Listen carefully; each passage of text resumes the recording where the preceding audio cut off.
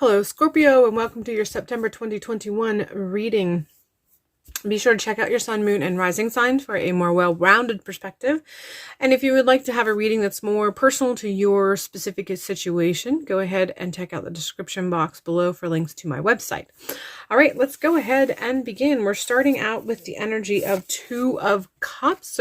So there is heavy connection energy coming through with this, making a connection, but this feels soul connection. Some of you, this is actually something that's in the physical plane. So there's a person that seems to have really managed to vibrate in harmony with your frequency. But for the good bulk of you, this connection is a bit more on the spiritual plane. There's a connection that you have had, have made, have experienced, or are on the cusp of making as we are in the beginning parts of the month of September.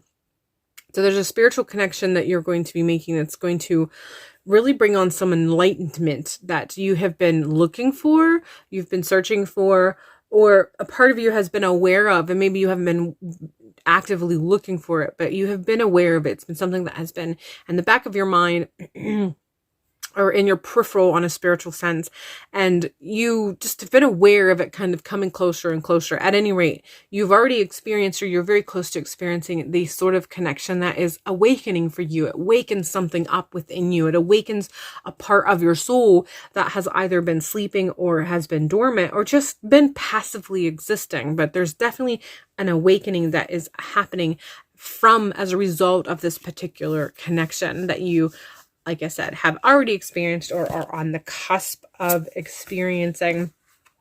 The Magician card seems to be coming in very heavy along with this connection, and I feel like this is a representation of this particular connection that you have made, the other person involved or the other entity or spirit involved in this particular connection that I was mentioning in the Two of Cups. The Magician is a bit of a representation. So there are gifts and tools and guides that guidance, I should say, that this particular person or entity has is readily available and is willing to show you and provide to you. But it's a matter of you waking up to it, opening up to it, allowing yourself to receive it, allowing yourself to no longer resist what is being offered to you, allowing yourself to put down the barriers, put down the whatever safety measures that you have a tendency to put up, the guards that you have a tendency to put up. This connection, the entity that is in the process of trying to connect with you or has already connected with you, there is lessons that they are willing and ready to teach you. There are tools that they're hoping to provide you. There's guidance that they're hoping to give to you. And there's a bit of an access point to a world, opening up a world that you have been closed off to for quite some time, or resisting allowing to open up to you. But this particular connection, this person, this entity in this connection is there to help you, there to guide you. So this message is, if you're looking for a sign as far as this connection, this is it. And you know, this may not be a permanent connection, in the sense that this doesn't necessarily mean that this is a forever connection. This can be just one of those connections that's specifically for this time in your life journey, that is going to be available to help guide you and lead you to your next step, whatever your next step is. And there's no telling how long this may take. It's different for each and every one of you. Again, this is a general reading, so this can't apply in a broad sense. So for some of you, this has more of a permanent resonance than others, but this is just something I needed to make sure that you know, that this can be a temporary, a semi-temporary, semi-long, or long-term connection. But the bottom line is, whatever this connection is that you have experienced, the point of it is an awakening and an ability to grow in some way, expand your soul in some way.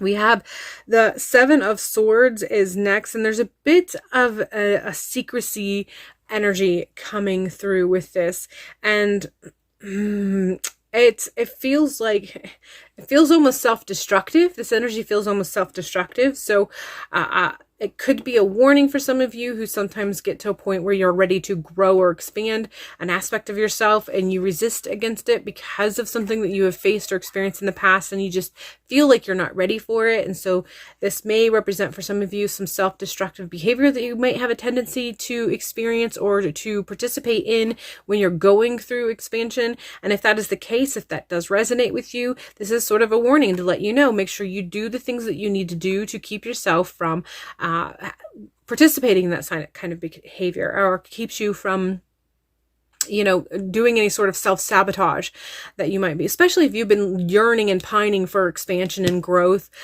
Make sure you're doing what you need to do to kind of block yourself from blocking yourself, so to speak. So however that applies, take that for whatever it is. If it doesn't resonate, leave it and just take what does. But as ultimately, just kind of a forewarning, there's an opportunity for some expansion as you move through the month of September.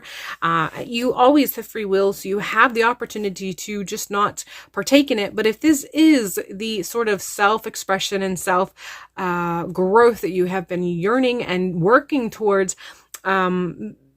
you might not want to resist as hard with this time around. Again, connect with whatever you connect with on the spiritual plane that helps you to guide you in these decision-making skills. But ultimately, this is the message for you. We have protection as the final card. I feel like this comes in strong with this Seven of Swords card that I was talking about, the blocks or sabotage that we may experience. Again, before I even laid down this card, I was actually kind of commenting on how you need to do the work that you need to do to make sure that you protect yourself, preserve yourself accordingly. This protection is coming in strong to kind of further that message, to validate that and expand on that message about doing what you need to do to protect yourself, and making sure that you're connecting with the entities and the spirits that you don't normally work with and you know that you can trust. And also make sure that you're doing whatever guards and guides that you have to do to make sure that you are keeping yourself from any sort of self-destructive behavior or self-sabotaging behavior that can happen sometimes. All right, that's all I have for you for this month, Scorpio. I hope this reading has been everything you were hoping for and more. Be sure to check out your sun, moon, and rising for a more well-rounded perspective. And check out the description box below for links to my website if you want something that's a bit more personal to you in your situation. Other than that, have a beautiful month of September, and hopefully I will see you in a future video.